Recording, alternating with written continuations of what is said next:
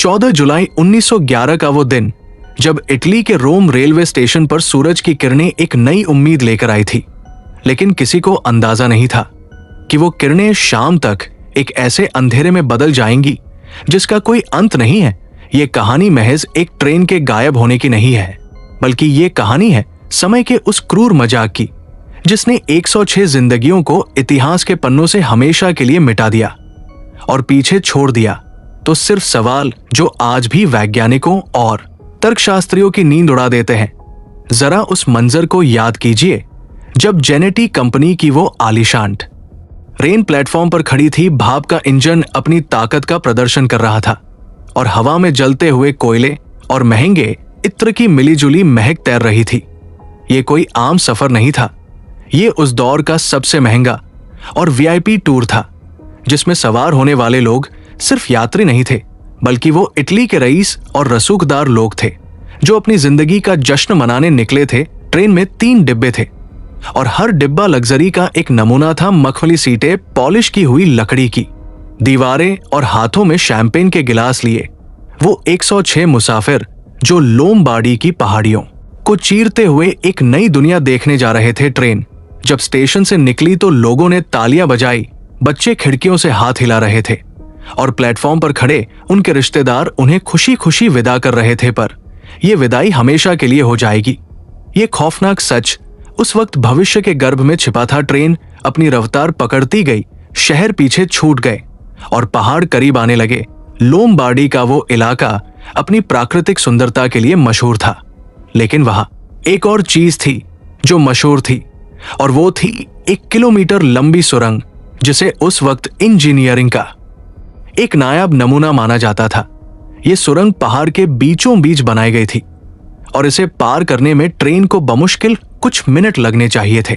लेकिन जब ट्रेन उस सुरंग के करीब पहुंची तो प्रकृति के नियम बदलने लगे और यहीं से शुरू होता है वो घटनाक्रम जिसे सुनने के बाद रूह कांप जाती है।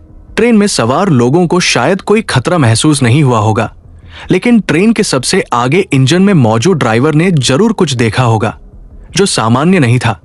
ये बात हमें उन 2 लोगों की गवाही से पता चलती है जो किस्मत से या शायद बदकिस्मती से उस ट्रेन से आखिरी पल में कूदने में कामयाब रहे थे। ये 2 लोग बुरी तरह डरे हुए थे और मानसिक रूप से टूट चुके थे। पुलिस पूछताछ में उन्होंने जो बताया वो किसी पागलपन की दास्तां जैसा लग रहा था, लेकिन उनकी आंखों में जो दहशत थी वो झूठ नहीं हो सकती थी।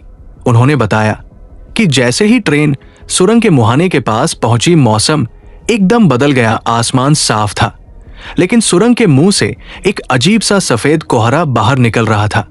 यह कोहरा आम धुंध जैसा नहीं था, यह गाढ़ा था, चिपचिपा था और इसमें से एक अजीब सी गुनगुनाहट की आवाज आ रही थी, जैसे हजारों मधुमक्खियां एक साथ भिन-भिना रही हो। उन्होंने बताया कि ट्रेन जैसे ही उस कोहरे के संपर्क में आई, ट्रेन की आवाज बदल गई, लोहे के पहियों की खड़खड़ाहट बंद हो गई और ऐसा लगा जैसे ट्रेन हवा में तैरने लगी हो।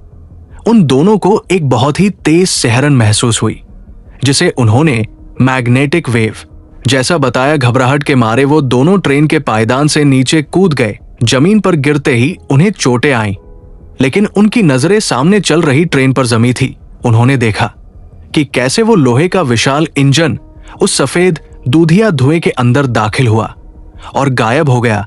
उसके पीछे पहला डिब्बा गया, फिर दूसरा और अंत में तीसरा डिब्बा। जैसे ही वो आखिरी डिब्बा उस कोहरे में समाया, वो कोहरा भी अचानक गायब हो गया, जैसे किसी ने कोई स्विच बंद कर दिया हो।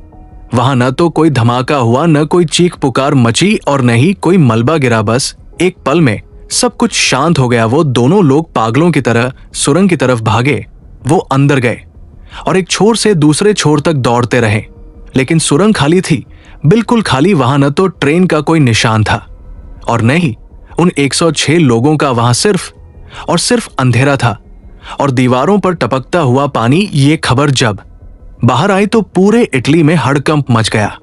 रेलवे अधिकारियों को यकीन नहीं हुआ कि पूरी की पूरी ट्रेन कैसे गायब हो सकती है। उन्होंने दर्जनों बार पूरी सुरंग की तलाशी ली, दीवारों को ठोका गया, पटरियों के नीचे की जमीन खोदी गई, ये देखने के लिए कि कहीं जमीन धंस तो नहीं गई, लेकिन वहां एक पेंच तक नहीं मिला।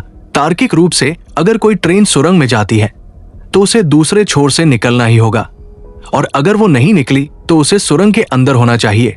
लेकिन जेनेटी ट्रेन ने भौतिक विज्ञान के इस सबसे बुनियादी नियम को तोड़ दिया था।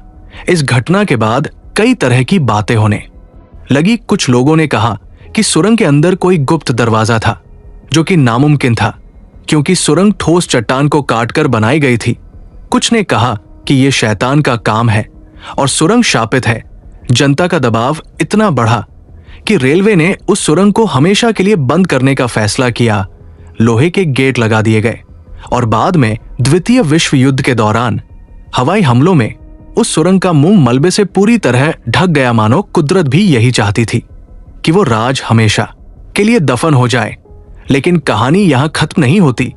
ये तो बस शुरुआत है, क्योंकि असली रहस्य ये नहीं है कि ट्रेन गायब हो गई। असली रहस्य ये है कि वो ट्रेन कहां गई, और जो सबूत सामने आए वो इस घटना को एक क्राइम थ्रिलर से बदलकर एक साइंस फिक्शन हॉरर में तब्दील कर देते हैं। ट्रेन के गायब होने के कई सालों बाद 1926 में मेक्सिको के एक इतिहासकार को कुछ पुराने दस्तावेज मिले जो 1048 के थे। यानी ट्रेन के गायब होने से करीब 66 साल पहले के इन दस्तावेजों में मेक्सिको सिटी के एक पागलखाने के रिकॉर्ड्स थे, जिनमें एक बहुत ही अजीब घटना का जिक्र था।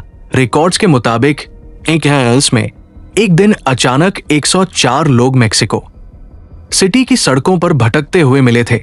ये लोग पूरी तरह से कंफ्यूज थे और बदमाश थे। सबसे हैरानी की बात यह थी कि ये सभी इटालियन थे और वो इटालियन भाषा बोल रहे थे, जो मेक्सिको में उस वक्त कोई नहीं समझता था। उनके कपड़े बेहद अजीब थे। 1048 के फैशन के हिसाब से उनके कपड़े भविष्य के लग रहे थे, यानी 20वीं सदी के यूरोपियन कपड़े। जब पुलिस और डॉक्टरों ने उनसे पूछताछ की तो उन्होंने एक ही रट लगा रखी थी कि वो रोम से जेनेटी ट्रेन में बैठकर आए हैं और उन्हें लोमबार्डी जाना है। एक में मेक्सिको के डॉक्टरों के लिए ये बात किसी